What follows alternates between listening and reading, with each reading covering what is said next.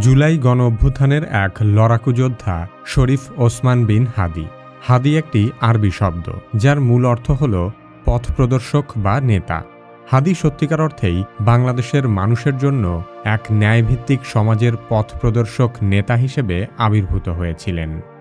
আল্লাহ চাইলে ৫৬,০০০ বর্গমাইলের প্রতিটা ইঞ্চিতে ইঞ্চিতে আমরা ইনসাফের রাজনীতি কায়েম করব। হাদিকে আমরা পলিটিক্যাল অ্যাক্টিভিস্ট হিসেবে চিনলেও তার লড়াই ছিল মূলত বাংলাদেশপন্থী কালচারাল অ্যাক্টিভিজম। আমরা বলেছি যে বাংলাদেশে যতক্ষণ না পর্যন্ত একটা বাংলাদেশপন্থী সাংস্কৃতিক বিপ্লব হবে ততদিন পর্যন্ত আমাদের মুক্তি হবে না।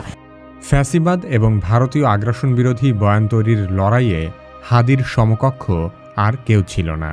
তাই আমাদের সকলের অজান্তেই ওসমান হাদি কখন যে বাংলাদেশের রাজনৈতিক সাংস্কৃতিক ইতিহাসের অন্যতম সেরা কালচারাল আইকনে পরিণত হয়েছিলেন তা আমরা জানতেই পারিনি।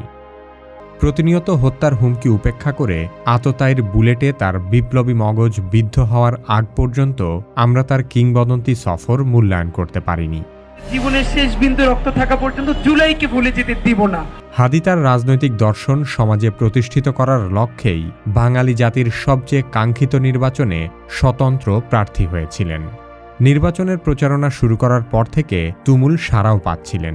হাদি বাংলাদেশের জনতার সাথে সম্পর্কহীন দুর্নীতিবাজ নেতাদের রাজনীতি কঠিন করে তুলতে চেয়েছিলেন। কিন্তু আফসোসের বিষয় হল, হাদি যে রাজনীতি আমাদের দেখিয়ে যেতে চেয়েছিলেন সেটি তিনি দেখাতে পারলেন না। অন্যদের মতো আমাদের কোনো চাপ নাই। চাপটা নাই এই কারণে যে আমরা এখানে ১০০ কোটি টাকা বাজেট করে নামি নাই। আমরা 10টা বিজনেস গ্রুপের কাছ থেকে টাকা এনে যে এখন নির্বাচন করব, তারপরে এমপি হয়ে এই টাকা পোষাই দিব, আমাদের এটা কোনো চাপ নাই। নির্বাচনে জয় পরাজয় দিয়ে হাদির সফলতা বিচার করা যায় না। ফ্যাসিবাদী রাজনৈতিক সংস্কৃতি ভেঙে ইনসাফ ভিত্তিক বাংলাদেশপন্থী যে আন্দোলন হাদি শুরু করেছিল, শুধুমাত্র এই কারণেই আগামী ১০০ বছর পরেও হাদি বাংলাদেশের রাজনীতিতে প্রাসঙ্গিক থাকবে। সবাই যখন মৃত্যুটাকে ভীষণ ভয় পায়, আমি তখন হাসতে হাসতে আল্লাহর কাছে ভীষণ সন্তুষ্টি নিয়ে পৌঁছতে চাই যে আমি একটা ন্যূনতম ওই জীবনটা লিড করতে পারলাম, যে আমি একটা ইনসাফের হাসি নিয়ে আমি আমার আল্লাহর কাছে পৌঁছতে চাই। হাদি শুধু সাংস্কৃতিক আধিপত্যবাদ বিরোধী রাজপথের সৈনিকই নন, তিনি ছিলেন একজন বুদ্ধিবৃত্তিক সেনাপতি। হাদি নিজেও ছিলেন একজন কবি, রাজনৈতিক কবি বললেও ভুল হবে না। ঠিক কবিতার মতোই হাদির চিন্তাগুলো এখন ভীষণ ছোঁয়াচে। শহীদ হাদি বাংলাদেশের জন্য এক নতুন রাজনৈতিক আদর্শ রেখে গেছে। এই আদর্শের নাম ইনসাফের রাজনীতি। শহীদ ওসমান হাদি আধিপত্যবাদ বিরোধী বিপ্লবের মূর্ত প্রতীক। পরবর্তী প্রজন্মের জন্য বাংলাদেশপন্থী বিপ্লবী আদর্শের এক কিংবদন্তি। তার সংক্ষিপ্ত কর্মজীবনের প্রতিটি পদক্ষেপই ছিল প্রথাগত রাজনৈতিক কাঠামোর বিরুদ্ধে বিদ্রোহের শামিল। আমি ঝঞ্ঝা, আমি ঘূর্ণি, আমি পথ সম্মুখে যাহা পাই যাই চূর্ণি, আমি ছন্দ, আমি আপনার তালে নেচে যাই, আমি মুক্ত জীবন আনন্দ, আমি হাম্বি, আমি ছায়ানট, আমি হিন্দল, আমি চলো চঞ্চল টমকি চমকি, পথ যেতে যেতে চকিতে চমকি, পিন্ডি আদি তিন্দল, আমি চপলা চপল হিন্দল, আমি তাই করি ভাই যখন চায় মন যা করি, শত্রুর সাথে গলাগলি, ভাই মৃত্যুর সাথে পাঞ্জা, আমি উন্মাদ, আমি ঝঞ্ঝা, আমি ভিতিয়ে ধরিত্রীর বলবীর চির উন্নত মানুষের।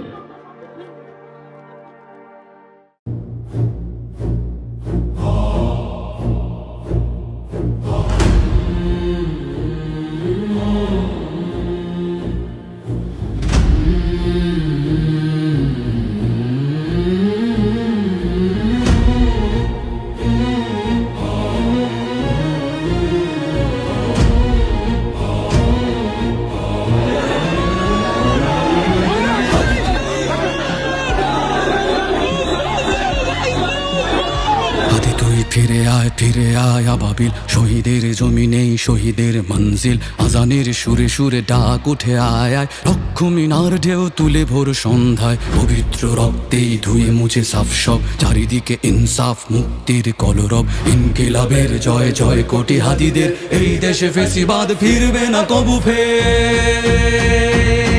ফেসিবাদ কবরের সূচনা কে করলেন, লাল সবুজের জয় পতাকা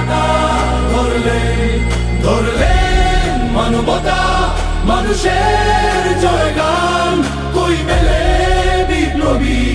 হাদিদের সন্ধান, কই মেলে বিপ্লবী হাদিদের সন্ধান। চামচার বাংলায় নাম চায় সবাই, ন্যায় নীতি ইনসাফ কোথাও নাই নাই। দু চারটা শুয়োরের মাতলামি থাক থাক, চামচিকা তেলা পোকা গোনাতে বাজছে। ফেসিবাদ কবরের সূচনা কে করলেন, লাল সবুজের জয় পতাকাটা ধরলেন, ধরলেন মানবতা মানুষের জয়গান, কই মেলে বিপ্লবী হাদিদের সন্ধান।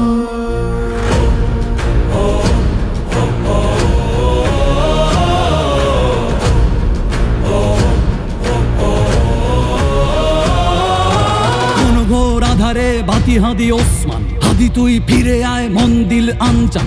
একটাই দাবি খোদা, হাদিকে ফেরত দাও, আকুতি মিনতি খোদা শুনে নাও, শুনে নাও। কবরের সূচনা কে করলেন, লাল সবুজের জয় পতাকাটা ধরলেন, ধরলেন মানবতা মানুষের জয়গান, কই মেলে হাদিদের সন্ধান। আজ বড় দরকার তোর তেজ চেতনা, শুনিস না 16 কোটি জনতার হাহাকার। হাদি তুই ফিরে আয় আবাবিল, কই শেরে আলী খোদা, কই জন স্বামী চিল।